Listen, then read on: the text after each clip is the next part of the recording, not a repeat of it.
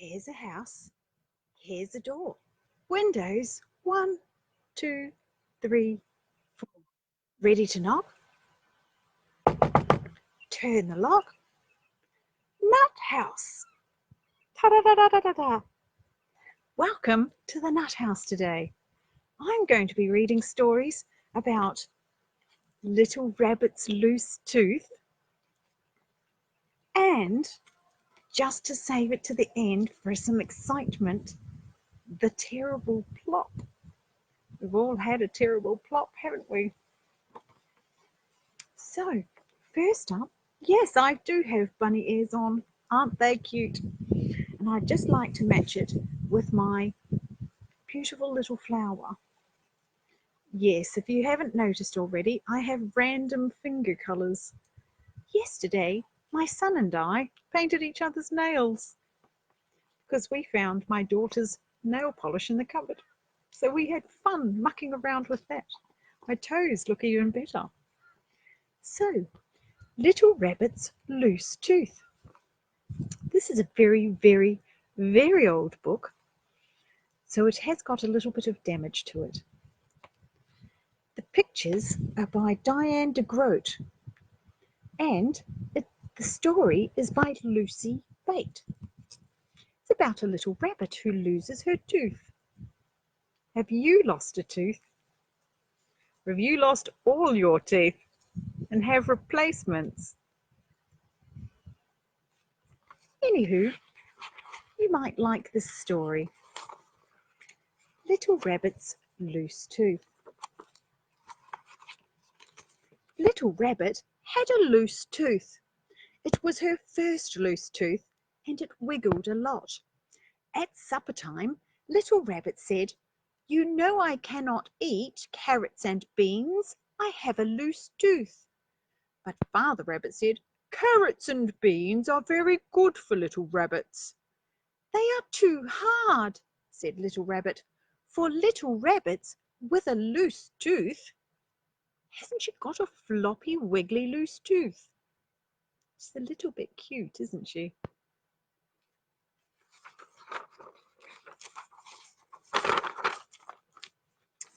"Oh," said Mother Rabbit, "and what is soft enough for little rabbits with a loose tooth? What would you choose if you had a loose tooth?" Something soft and creamy and yummy. Little Rabbit thought for a while. There were strawberries in the refrigerator. "Strawberries," she said. "Soft strawberries." "You can have strawberries for dessert," said Mother Rabbit, "and you can chew the carrots and beans with your other teeth. So na na na na na." "Are you sure?" said Little Rabbit. "I'm sure," said Mother Rabbit, "because you can't pull the wool over Mother Rabbit's eyes, can you?" "Are you sure, Daddy?" asked Little Rabbit. "I'm sure," said Father Rabbit. "I've done it myself." Happy Thursday, Mel. I miss you. Oh, it's a little bit like the Hungry Caterpillar. Some of you might not know these days anymore, and I'll have a little reminder. Yes, Mel, it is Thursday for all of those of you who have forgotten what day of the week it is. And the number of the day is 19. And the letter of the day is C. Can you think of any things that have C and 19 in them? That was on Monday. On Tuesday, Little Rabbit chewed oranges with her loose tooth and cucumbers with her other teeth. On Wednesday, she chewed watermelon with her loose tooth and lettuce with her other teeth. Let us congratulate her. Thought I might get some dad jokes in here today. Aren't you glad of those? On Thursday, she chewed vanilla pudding. Ah, something I don't like. It's not to my taste, but it might be yours. She chewed vanilla pudding with her loose tooth and cabbage with her other teeth. I certainly hope that's a vegetable type of cabbage, don't you? That's today. You could have cabbage and vanilla pudding. What a combination. On Friday, she chewed spinach with her other teeth and chocolate ice cream with her loose tooth. And the loose tooth came right out in the chocolate ice cream. So basically, it was a load of rubbish eating soft and hard, wasn't it? Because it came out in the soft stuff. I know somebody who went all the way overseas and chewed hard candy with their false teeth, and they came out stuck to the candy while they were in another country. Wouldn't that be fun?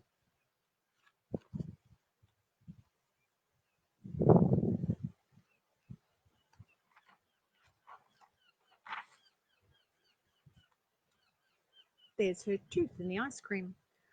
I have a tooth in my chocolate ice cream, said Little Rabbit. That's wonderful, said Mother Rabbit. It's about time, said Father Rabbit. What should I do with it? Asked Little Rabbit.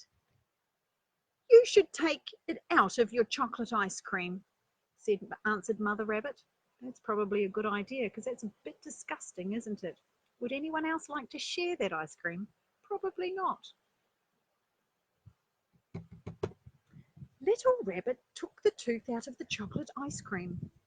I have a window in my mouth, she said. I can stick my tongue through it.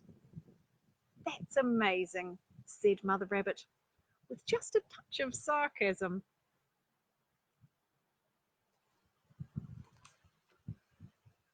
Do your children stick their tongues through their gaps? Do you have a window in your mouth? What would you put through your window? I wonder. Little Rabbit put some chocolate ice cream in the window in her tooth. Sounds appropriate for the dinner table, doesn't it? Look, she said, I have a chocolate tooth in my mouth. How tasty, said Father Rabbit. The little rabbit finished her dish of ice cream. Then she licked the chocolate ice cream off the tooth. That's something my son would do. And took it to the sink and put the plug in the sink. See, that's good water-saving ideas, isn't it? Put the plug in. We don't just rinse it straight down the drain, especially when we haven't had any rain. She gave it a bath in cold water. Then she dried it with the dish towel and took it back to the table. What would you do with your tooth if it came out?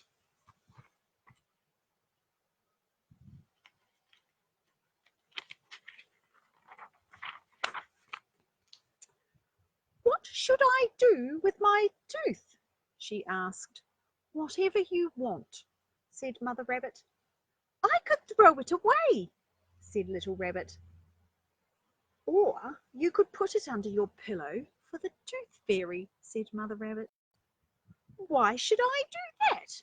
Said Little Rabbit. Why would you put your tooth under the pillow for the tooth fairy? I know some adults that might be trying to knock their teeth out at the moment to put under the pillow, hoping that the tooth fairy turns up. When you are asleep, the tooth fairy will take your tooth and leave you a present. Hope it's not a little chocolate-coloured present, since she's a rabbit tooth fairy, said Mother Rabbit. Does the tooth fairy get to keep my tooth? Yes, of course, said Mother Rabbit. It's an interesting kind of tooth fairy, isn't it? Little Rabbit put her tongue in the window of her mouth. Then she took her tongue out of the window. What if I don't want the tooth fairy to have my tooth? She said. Then there's no point in putting your tooth under your pillow, said Mother Rabbit. I don't believe in the tooth fairy anyway, said Little Rabbit. Do you believe in the tooth fairy?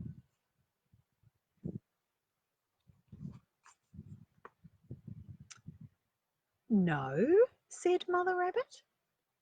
No, said Little Rabbit. There are lots of things you can do with a tooth besides give it to a tooth fairy.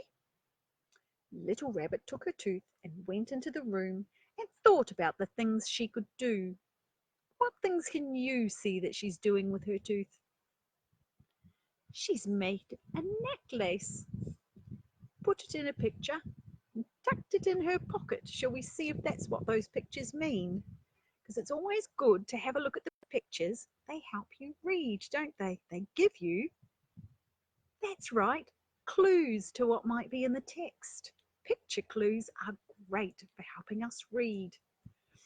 She could make a hole in it and put a string through it and wear it as a necklace. But then she thought the tooth might break when she tried to make the hole. She could paste it on a piece of paper and draw stars around it and hang it on her bedroom wall. But then she thought that might look silly. She could put it in her pocket and take it to the candy store and try to buy some candy with it. Do you think the store would take a tooth?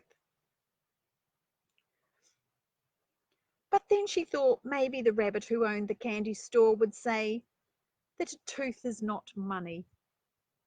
Although in these times we're starting to use a barter system, aren't we? Like I trade my eggs for plants or seeds, or we trade seeds. What things do you swap instead of money at the moment?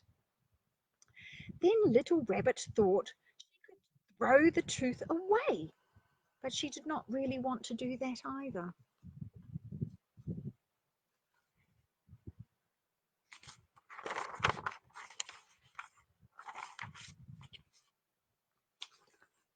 Little Rabbit went into the living room where Mother Rabbit was playing the flute. Glad Daddy's doing something else. Mummy,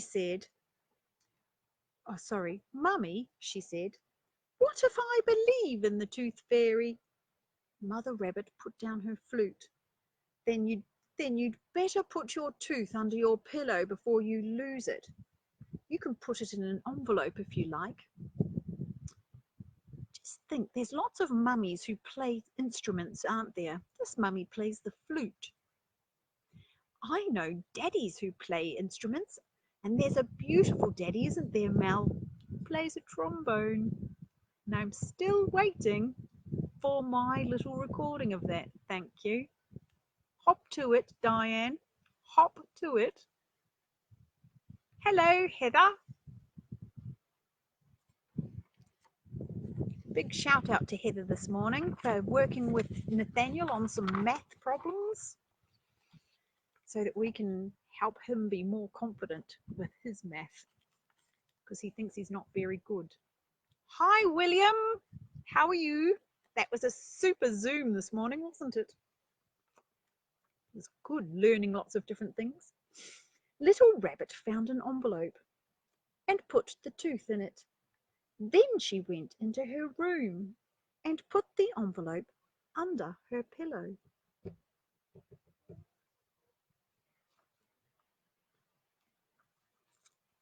Little Rabbit came back to the living room. What kind of presents do tooth fairies leave?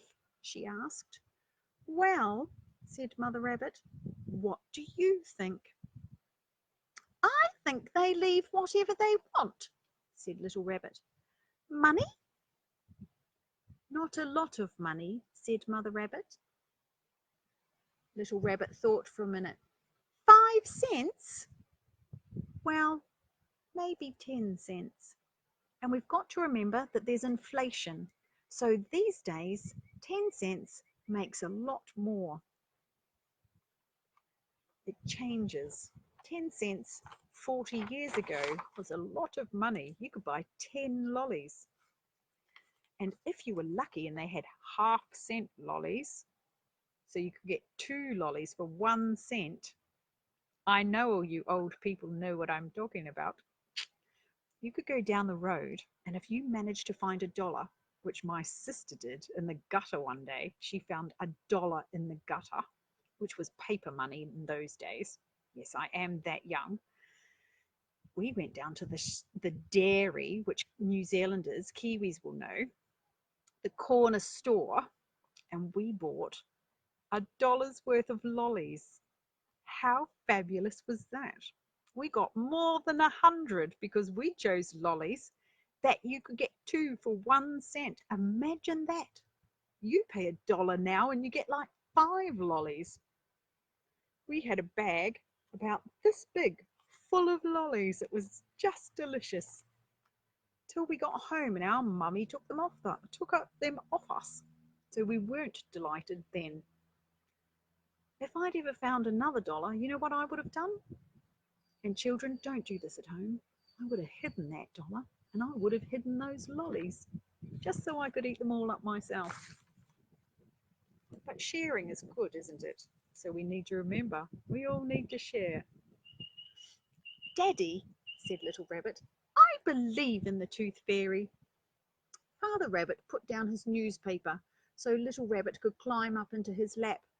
Do daddies have newspapers these days, or are they more likely to be on their phone? It'd be nice if daddies put their phones down and let little rabbits climb on their laps. And what do you think the Tooth Fairy wants with your tooth? She wants to give me money, said Little Rabbit. Oh, I see, said Father Rabbit. And what will you do with your tooth after? Oh, and what will she do with your tooth after she gives you money? Do you think the Tooth Fairy would do with the tooth? Maybe she makes big giant necklaces. And I'm only saying necklace because that's what all the Australians say. If you're in New Zealand, it's a necklace. I think, oh, I'll turn that round so you can see the picture. I think she will save my tooth and give it to a baby rabbit that was just born. And that's how little baby rabbits get teeth. Do you think that, Daddy? Ah, said Father Rabbit. Or, said Little Rabbit, I think she will put my tooth up in the sky because it is such a shiny tooth, and that's how stars get made. Do you think that, Daddy? Well, said Father Rabbit. Really, said Little Rabbit, I think she says a magic spell and she turns the tooth into 10 cents. Do you think that, Daddy? Ooh, that would be a good one, wouldn't it? Then she wouldn't have to have storage fees, would she? Cost you to store that many teeth, wouldn't it? Where would you store all those teeth if you were the Tooth Fairy? I've got lots of sheds here, but I don't think I'd have enough room for all the teeth in the world. I think, said Father Rabbit, that it is your bedtime. Okay, but would you please remind Mummy about my believing in the Tooth Fairy in case she forgets? I could, said Father Rabbit. My tooth is in an envelope under my pillow. That's good, said Father Rabbit. I have a window in my mouth. Window or no window, said Father Rabbit, it is time for bed. He gave her a good night kiss. Good night, Little Rabbit. Good night, Daddy.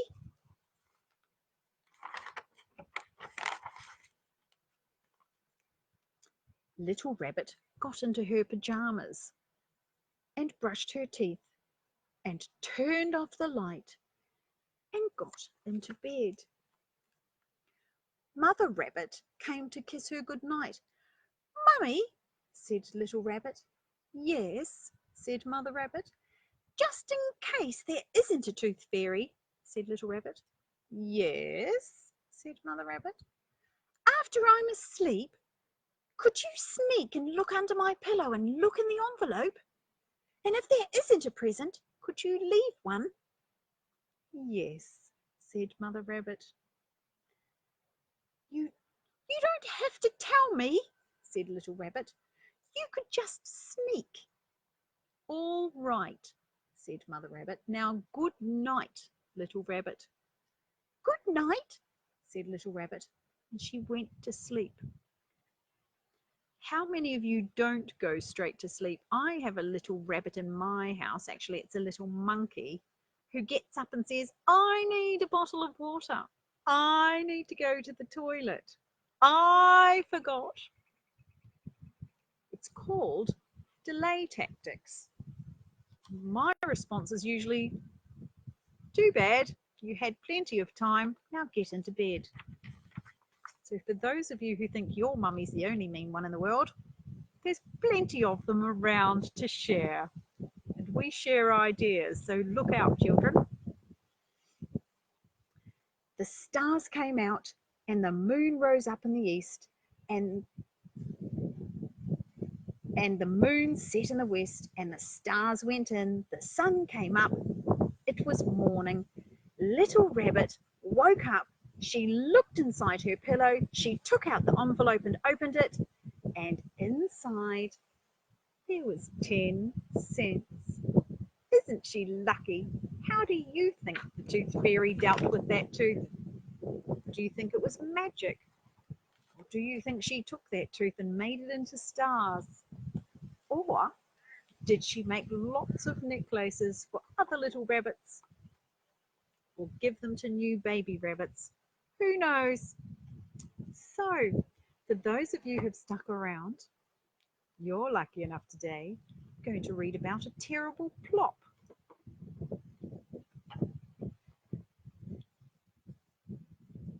The terrible plop looks like a sad, grumpy bear, doesn't he? It's by Ursula Dubosarski. Dubosarski. It's good to sound out words, isn't it, when you don't know them? And the pictures are by Andrew Joyner. And remember, this is our front cover. This our back cover. Look at the bear running away. Bye-bye, bear. And then we have the spine of the book. Let's find out what went plop. The terrible plop.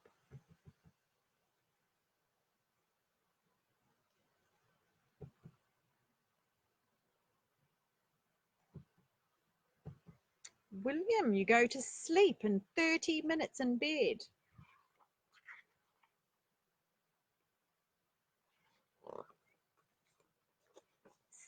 There's only two that you can see. You can only see people who you know. 6 little rabbits down by the lake, munching on carrots and chocolate cake.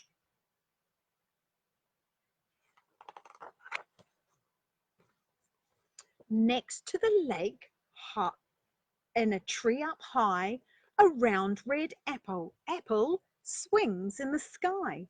Soft is the wind and the tree bends low, the round red apple is all aglow.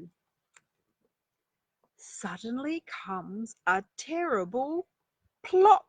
Can you say plop? What does plop mean? Sort of like drop, but into a liquid. You plop it in. Might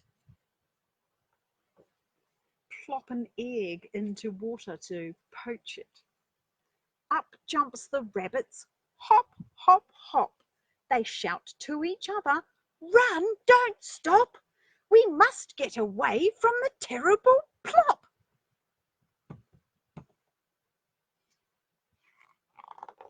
I'd be running from the plop too. Be a bit scary. Wait, little rabbits, calls the fox as they pass. Where are you going to where are you hopping to so very fast? But the rabbits cry back, we cannot stop. We must get away from the terrible plop. The terrible plop, thinks the fox in fear. Maybe I'd better get out of here. See what happens when everyone just assumes that the first person yelling that everything's wrong is the correct thing. Sometimes you need to check it out for yourself just to make sure it's true or not. Goodbye, friend monkey. I cannot stop. I must get away from the terrible plop. He runs with the rabbits, the monkey and the cat. Did I miss a page? Nope. Just didn't seem to make sense, did it? Maybe that's my silly little brain. I must get away from the terrible plop. He runs with the rabbits, the monkey and the cat, the pig and the elephant, the tiger and the bat. Lots of them running from the terrible plop. Would you run from a plop? Suppose it would depend on the type of plop, wouldn't it? Soon all of the animals, one by one, out of the forest they came at a run. Out comes the leopard, out comes the goose, out comes the antelope, out comes the moose. They do not stay, they do not stop, they run, run, run from the terrible plop.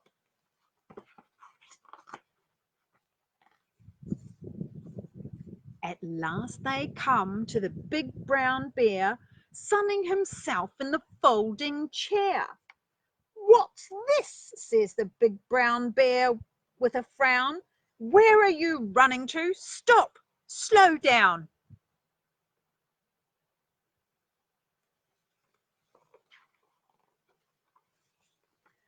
No, no, brown bear, we cannot stop. We must get away from the terrible plop.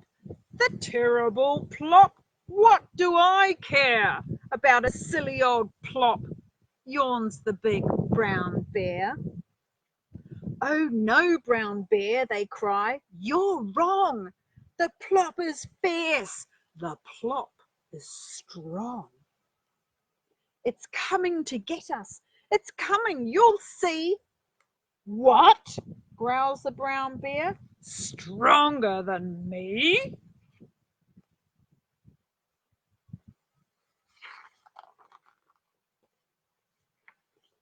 And he grabs with his paw at the one coming last, the littlest rabbit who's not very fast. Look, all his friends ditched him. That's not very nice, is it? We should stay with those ones at the back and help them along. The littlest rabbit with the littlest hop, but the greatest fear of the terrible plop. Now, little rabbit, you show me where is the place of the plop, snarls the big brown bear. Hey, Jen. Hey, Heath.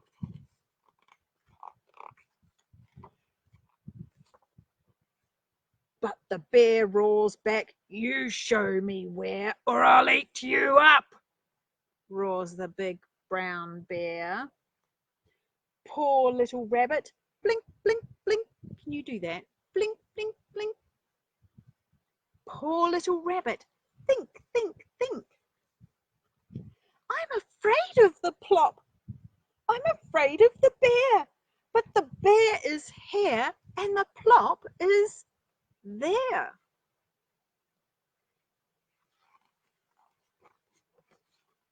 Brave little rabbit. Hop, hop, hop. Back to the lake and the terrible plop. No, you didn't miss me today. I was late because I was busy doing math stuff with a friend in New Zealand. Big brown bear slowly comes to a stop. So where, says the bear, is this terrible plop? Go away, little bug. the thing with doing it outside in Australia. Lots of bugs. Although they do help our world and we need to respect them. Just saying. Except for flies. I have a really hard time respecting flies because they irritate me. The sun is soft, the water is still, an evening wind rolls down from the hill. Hope it's the kind of plop they're expecting if there's wind rolling down the hill. Tall and dark stands the big brown bear, dark and strong, with his nose in the air, who sniffs for air. Especially if you're looking for a plop. Next to the lake, in a tree up high, a round red apple swings in the sky. What do you think's going to happen next? Do you think something else is going to plop? Suddenly comes a terrible plop. It's such a good word, isn't it? It's one of those words that sounds like what it is. Plop. But this time the rabbit does not hop. The wind rolls down from the top of the hill. But this time the little rabbit sits still and turns to speak to the big brown bear. But the big brown bear, where do you think he is? Disappeared. Is not there. The rabbit calls out to the big brown bear, "Where are you going to, bear? Oh, where?" The bear cries back, "He's long gone, isn't he? Shot off." "I cannot stop. Quick, it's coming. The terrible plop." Silly old bear. One little rabbit down by the lake, happily munching on chocolate cake. All this running really should stop. Who's afraid of a silly old plop? The rabbit worked it out, didn't it? After freaking out, it got all of the facts after it went back and realized there wasn't actually anything to worry about after all. We could transfer that into our own lives. When we're really worried about something, we need to make sure we have all the facts. And if we can't get all the facts, all we can control is what is right in front of us, isn't it? So we need to think about those things that we can control, like where we're living, and what we're eating today, and what we're doing. Not worry too much about all the other things that we can't control. So what are some of the things that you can control when there's a big terrible plop happening out in the world? What can you control? What can you do for yourself to bring yourself back to a place of calm and joy? What brings you joy? I'd like a terrible plop of chocolate and biscuits and stuff. That would be nice. Or I'd like to hear the plop of the milk into my beautiful flat white from the treehouse. That would be nice too. I know some of you can't go out. If you're in New Zealand or the UK, you're in complete lockdown, and I'm really sorry, so I'll have a coffee from the treehouse for you. So remember, what can you do today for you that helps you feel calm and relaxed and joy? Sometimes what my boys and I do is we put on YouTube and watch silly stuff. We watch memes, or we watch the craziest car crashes, or we watch people making mistakes. And it helps to remind us that we make mistakes and that it's okay. And we get to have a laugh. So remember to have a laugh at yourself. Don't be so serious. Find something that brings you joy and lifts you up so that you don't feel so boo. And on that note, I'm going to see you all tomorrow with my last story of the week.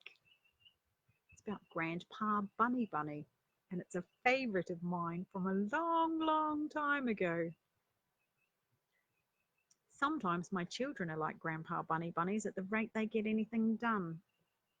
But anyway, have a super fun day. Remember again to do something for you. Be kind, be compassionate, and bring joy to you. Find something that brings you joy and only control what you can control. Let the rest go. On that note, my beautiful people, toodle pip.